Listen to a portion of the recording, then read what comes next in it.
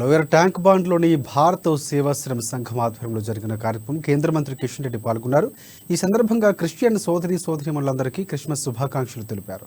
December 25వ తేదీన భారత మాజీ ప్రధానమంత్రి భారతరత్న స్వర్గీయ అటల్ బిహారీ వాజ్పేయి జయంతి సందర్భంగా భారత ప్రభుత్వం భారతీయ జనతా పార్టీతో పాటు దేశంలోని అనేక విద్యా సంస్థల తరఫున వేడుకలు ఘనంగా నిర్వహించబోతున్నామని చెప్పారు.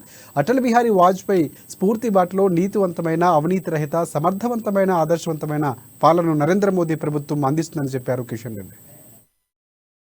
డిసెంబర్ 25వ తేదీ మన ప్రియతమ నాయకులు, అజాత శత్రువు, భారత మాజీ ప్రధానమంత్రి, భారత రత్న స్వర్గీయ అటల్ బిహారీ వాజ్పేయి గారి యొక్క జన్మదినోత్సవాలను ఈరోజు భారత ప్రభుత్వం తరఫున, భారతీయ జనతా పార్టీ తరఫున, దేశంలో ఉన్నటువంటి అనేక సామాజిక విద్యా సంస్థల తరఫున కూడా చాలా పెద్ద ఎత్తున నిర్వహిస్తూ ఉన్నాము.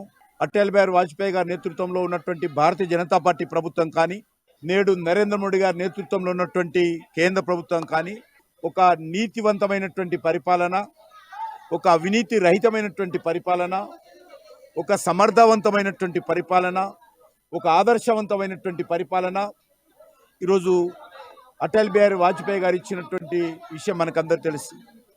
అటల్ బిహారీ వాజ్పేయి గారి హయాంలో దేశం అనేక రకాల అభివృద్ధి జరిగింది.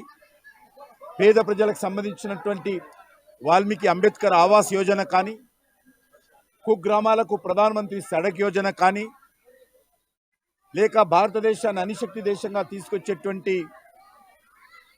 మరి పోఖ్రాన్ అణు పరీక్షలు కానీ, భారతదేశం మీద కన్నెత్తి చూస్తే కార్గిల్ యుద్ధంలో పాకిస్తాన్పై విజయం సాధించడం కానీ, ఈ రకంగా